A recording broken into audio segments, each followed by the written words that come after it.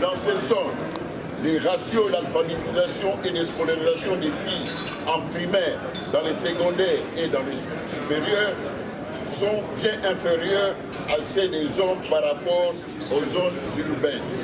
Signe que la fossé entre les sexes est plus profonde. Ces inégalités de l'éducation menacent directement le développement durable en Afrique. Bien que la plupart des pays ont accompli des progrès remarquables pour développer l'offre d'éducation, pourtant, en dépit d'avancées notoires, il reste encore beaucoup à faire pour remédier aux inégalités flagrantes qui marginalisent les ruraux, notamment au niveau de l'accès à l'éducation pour les filles, les enfants qui travaillent, les habitants des zones isolées et inaccessibles. Bref, l'éducation de la petite enfance et la jeunesse, les filles principalement en milieu rural, doit être la préoccupation majeure des gouvernements africains pour développer les campagnes et ralentir à coup sûr l'exode rural. Parlons brièvement de l'éducation en République démocratique du Congo étant retenue comme lieu d'exécution de ce programme. Selon l'histoire, l'éducation a vu les jours en République démocratique du Congo lors de sa colonisation en 1880 par de missionnaires catholiques et protestants à la demande du roi Léopold II de Belgique, dans un environnement hostile suite à des maladies endémiques. La traite des esclaves par les Arabes, l'inexistence d'agglomérations dans ces vastes pays dont la densité était de 3,5 habitants par kilomètre carré. En 1908, l'État belge prit le relais pour instruire la population congolaise de naguère et leur faire comprendre, inculquer et apprécier les avantages de l'éducation pour son développement et aussi bien que sa civilisation.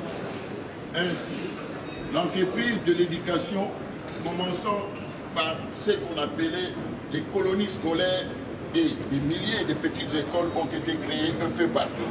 Chapelles-écoles et fermes-écoles, abritées à l'origine sous un arbre ou dans une hutte ou abri de fortune.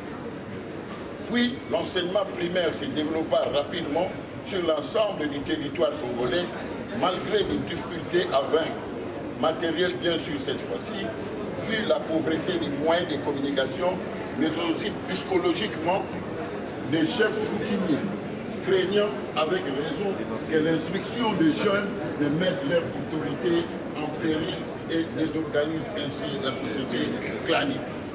À cette époque, les écoles en milieu rural n'étaient pas avancées et les filles n'y avaient pas accès, mais soumises uniquement aux travaux ménagers et des champs suivant les coutumes.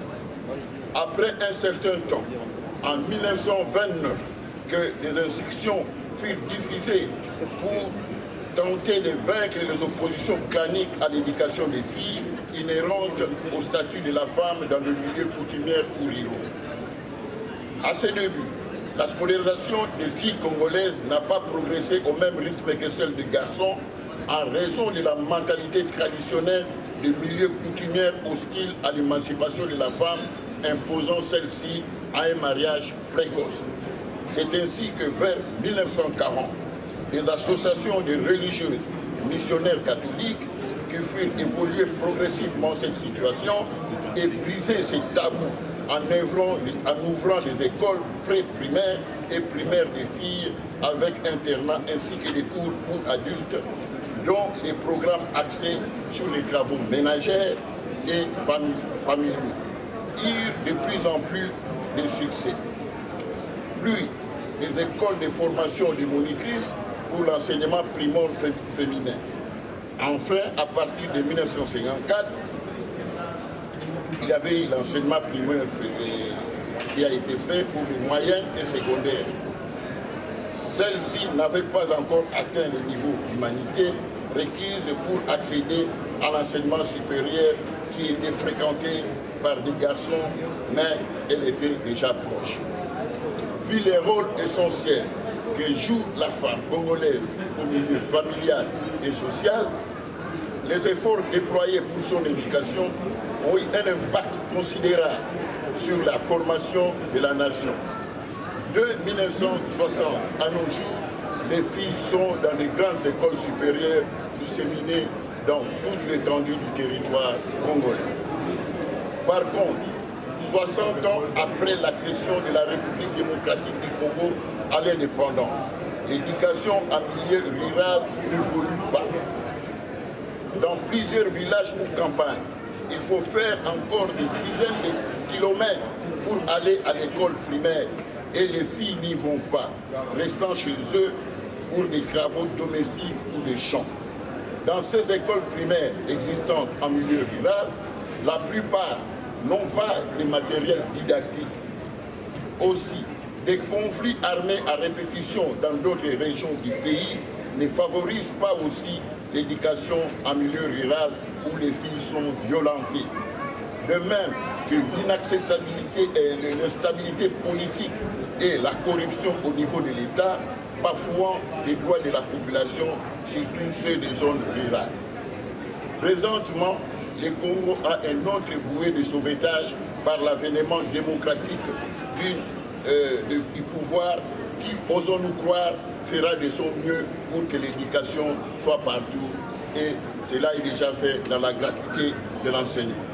C'est pourquoi le secrétariat général du CULPA, poursuivant sa mission sur la paix, la vulgarisation des droits de l'homme et le développement par des actions bienfaisantes, entreprend des démarches utiles pour la faisabilité de son programme d'éducation de l'enfance et de la jeune fille en particulier en milieu rural, afin d'appuyer les gouvernements de ces pays pour la création des écoles primaires et des centres d'encadrement de la petite enfance en milieu rural.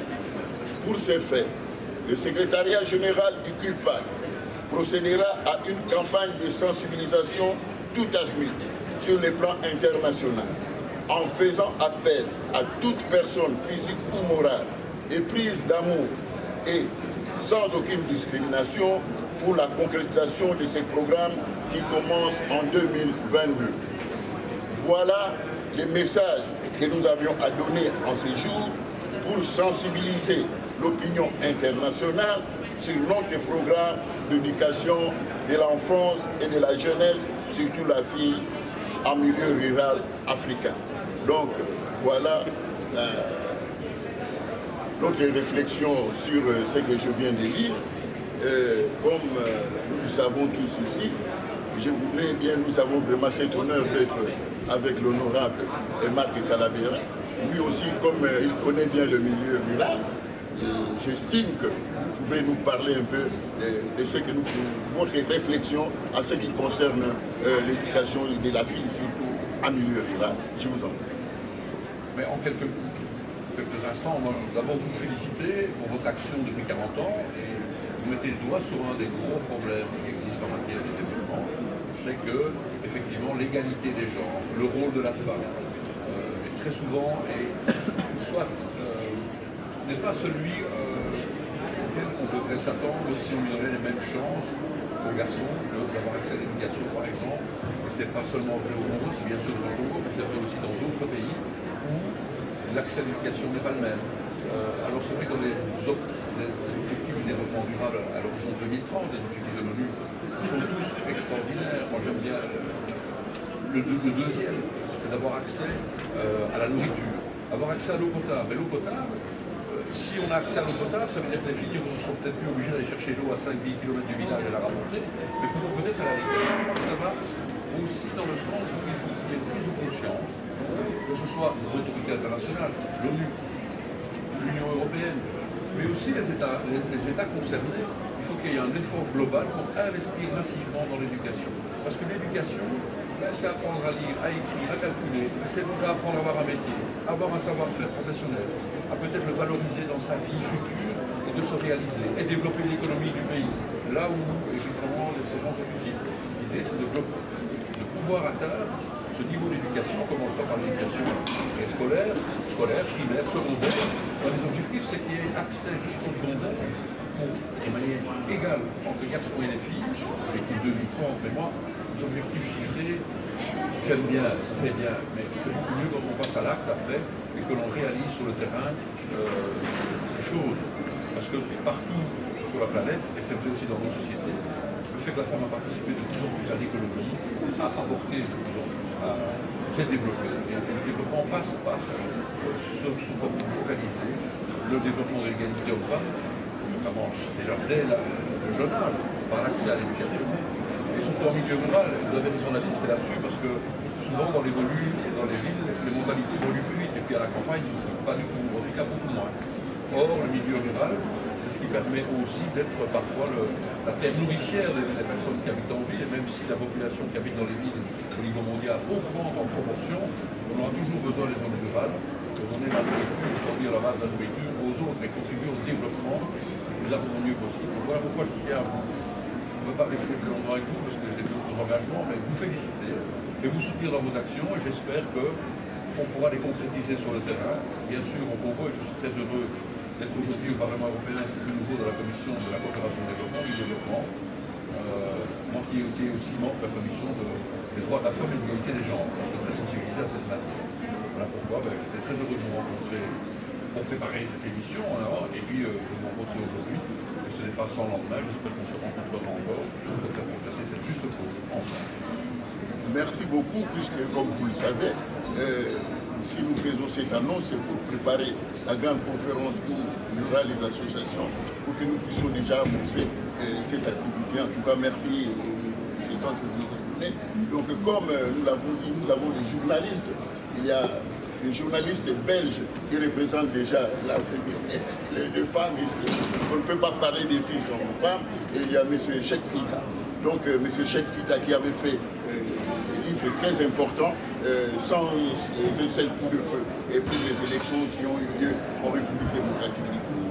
Donc ici, nous allons parler de Madame Sandra Elisa Maes, qui va essayer un peu de nous parler aussi, mais elle va parler en anglais. Oui. Bonjour, je suis Sandra. I believe, I'm Sandra, and I believe that art can be a powerful icebreaker to heal the world. Can art be an advantage for the development of young African girls? I believe yes. And maybe you can decide together with me. Because I experienced that a lot. As a journalist and as a writer, I'm a poet. And also I'm a teacher for the young children who are traumatized to give them teaching classes, writing classes. I believe in the power of poetic rebellion. So if we work with children in rural places, for example, one of my friends, I helped her to make a children's book, one of the first in Burundi. She said there's so many kids and women in the villages, they don't even know some vegetables, or they don't know that it's forbidden that children have to marry very quick. Or they even used to be in a war. That's not normal. They don't even know that. So that's why I helped her to make a book. And we were working with the bunny there, and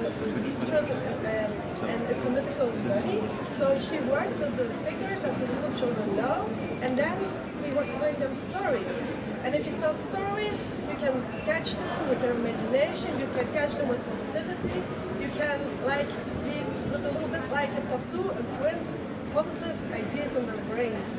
And that's a good thing, because one of the times another child said to my friend who was working on the children's book in Benin, she said, little girl, Miss, I didn't know. I was obliged to go to school in the human rights of the children and the children's rights. I don't know. But maybe if I tell my parents or show them in a little book, maybe they wouldn't say no, because my parents don't know either. So she decided to work with the children in a writing workshop, and together they invented a book, and it was called L'Île Loi. We will tell it with laws. So, while working with the children, they made pictures, and then she was telling them, it's not normal that there is a war somewhere and that you are traumatized. And did you know if you leave someone on the street, you get punishments maybe for 2 years or 3 years? And the children say, we don't know. So it's really important that we teach them, that we do sensibilization with little children, that they tell them it's not normal that you wake up every night and you hear bombs or the children are raped or are put in jails without even knowing something ever. So I believe really in that power of teaching children with education. Some children maybe don't even know how to write, but you can always catch them with their own imagination. That's the same with artists do. All artists say they are still a child. The child is still in the imagination, and you can catch the child and imprint ideas on an artistic way. You can let them teach, you can let them use the pen, you can write, use a theater piece, or you can let them make music. And altogether, it's a way of making them aware that there can be another life, that you can be informed. So I really believe in that power. I invite all the leaders of the nations to think about that, how you can invent some money and give the freedom to artists to work with children in the rural places. I really believe in that idea. As a writer, I used to be also in war zones as a journalist. I saw a lot. I believe that when they have those traumatized things, they can get over it with that kind of thing. So that's the way I believe art can really heal the world, especially the children and especially girls. So because they are the mothers of tomorrow. And if they know something, and they tell their parents, and they tell their sisters or brothers, and they go on in the village, then they can get out of it, and they can have a nice, positive life.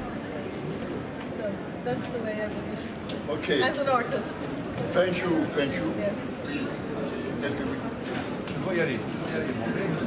Président, merci beaucoup. Merci. On n'est pas. Merci.